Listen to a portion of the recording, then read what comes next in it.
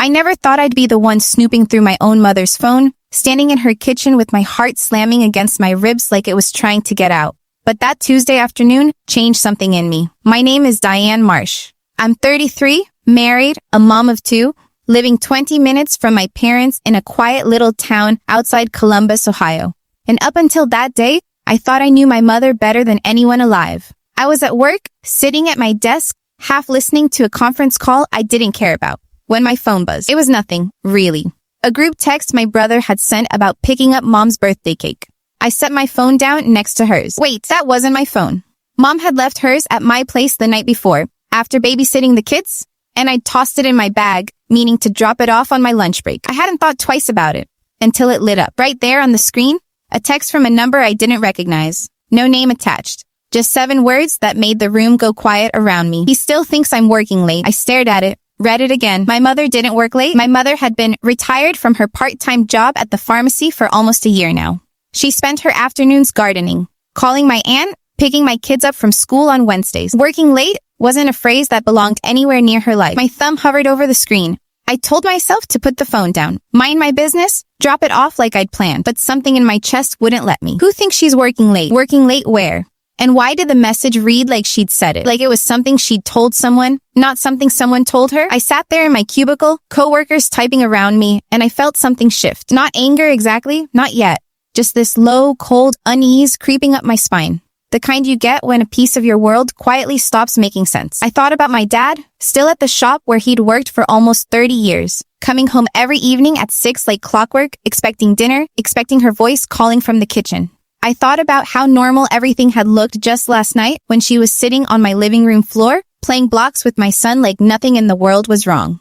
I grabbed my bag. I told my manager I had a family emergency, which wasn't exactly a lie, even if I didn't know yet what kind of emergency it was. I didn't call my mother. I didn't text back. I just got in my car, gripping the wheel tighter than I needed to, and drove. 20 minutes never felt so long.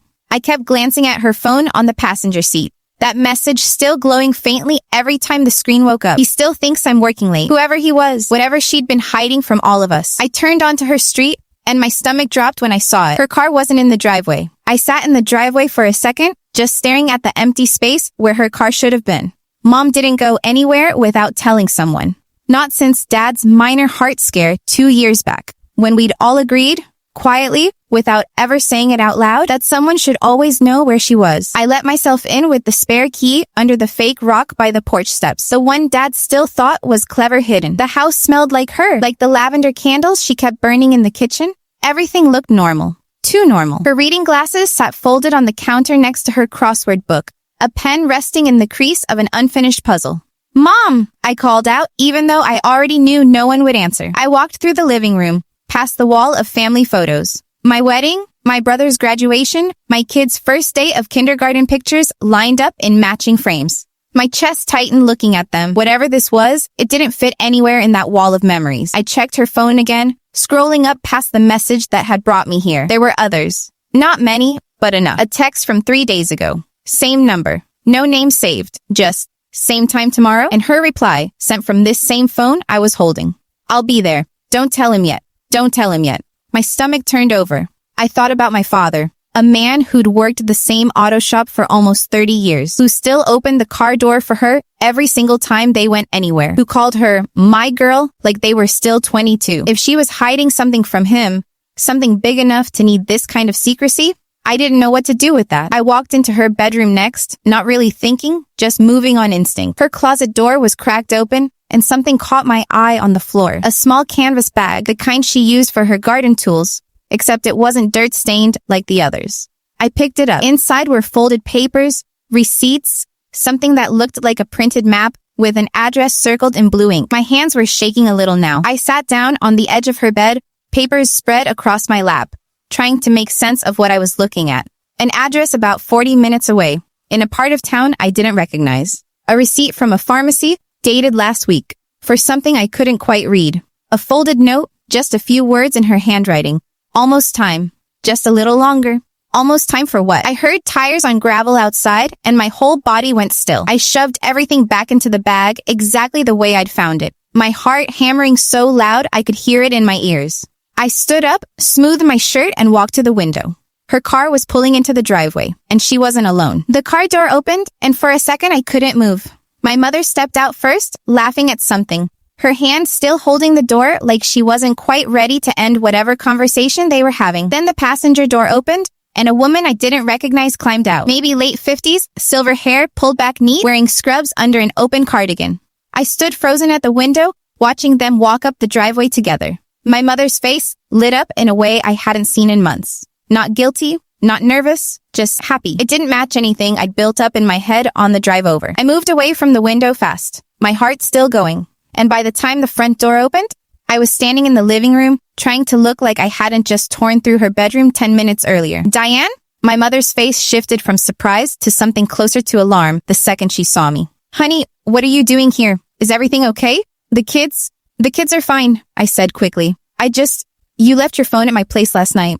I wanted to drop it off. Her eyes went straight to the phone in my hand, and something passed over her face. Not panic exactly, but a kind of quiet dread, like she'd been caught at something she wasn't ready to explain yet. The woman behind her lingered near the door, glancing between us, clearly reading the tension. I'll head out, the woman said gently. Same time next week, Carol? My mother nodded, still looking at me. Thank you, Renee. The door closed. It was just the two of us now. Standing in the living room where I'd played as a kid, where my own children now played on weekends. My mother set her purse down slowly on the side table, buying herself time. You saw the message, she said. It wasn't a question. I nodded, my throat tight. Mom, who is he? Why does someone think you're working late when you haven't worked in a year? What is this? I held up the canvas bag I'd found, the papers still tucked inside. What's almost time, Mom? What are you hiding from Dad? Her face crumpled for just a second. And I watched my strong, steady mother, the woman who'd never once in my life looked unsure of anything, press her hand against her mouth like she was holding something back. Sit down, she said quietly. I need to tell you something, and I need you to let me finish before you say anything. I sat on the edge of the couch, the bag still in my lap, my whole body braced for something I couldn't name yet. Whatever this was, it had been building for weeks, maybe longer. Hidden behind ordinary Tuesdays and crossword puzzles and lavender candles. It's not what you think, she said. But it's not nothing either. She took a breath. It started 3 months ago, the day I got the call from Dr. Kessler's office. 3 months ago, I started having trouble with my hip. Bad trouble. I didn't tell your father because his birthday was coming up. And then the holidays, and then his heart scare last year. I just couldn't add one more thing onto his plate. So I went to Dr. Kessler alone. He sent me to a specialist 40 minutes away. Someone who could do the surgery quietly without making a big production out of it. I stared at her, my mind racing to catch up. Mom, you had surgery without telling anyone? A partial hip replacement? 6 weeks ago. She reached over and patted my knee, the same way she used to when I was small and scared of something in the dark. Renee's my physical therapist. We've been meeting 3 times a week at her clinic. And some Tuesdays she comes here so I don't have to drive right after a session. That's what the receipts are. That's the address in the bag. But the text, I said, my voice cracking a little. He still thinks I'm working late? Who is he? For the first time since I'd walked in, my mother almost smiled. Renee sent that. I told her to word it exactly like that, in case your father ever picked up my phone by mistake. I didn't want him seeing physical therapy and asking questions before I was ready. He thinks I've been volunteering some evenings at the church, helping organize the food pantry. That's the lie I've been telling him. A small one. A kind one, I hoped. I sat there, the canvas bag still in my lap, feeling something in my chest loosen for the first time all afternoon. Almost time. Just a little longer. What does that mean? Her eyes went soft, glassy. Your father and I have our 40th anniversary in 3 weeks. The country club is hosting a dinner for us. The kids planned it, remember? I wanted to be able to dance with him again. Really dance. Not just sway in place like I have the last couple years because my hip hurt too much to move right. Renee's been helping me get strong enough. I didn't want him to know until I could surprise him on the floor that night. I felt my throat tighten, tears coming up fast and unexpected. All that fear I'd carried on the drive over, all those terrible pictures I'd built in my head, none of it had been close to the truth. My mother hadn't been hiding a betrayal. She'd been hiding a gift. I thought, I started, and had to stop, wiping my eyes with the back of my hand. I thought something was really wrong. I thought you were... I know what you thought, she said gently, and there was no anger in it, only understanding. I probably would have thought the same thing, seeing a message like that with no context. I'm sorry I scared you, honey. I should have just told you from the start. No, I said, laughing through the tears now. No, don't be sorry. Mom, this is the best kind of secret I've ever uncovered. She laughed too, reaching out to pull me into a hug. And for a moment, we just sat there on her couch, the canvas bag forgotten on the floor, the lavender candle still burning in the kitchen. 3 weeks later, I watched my mother take my father's hand on that dance floor.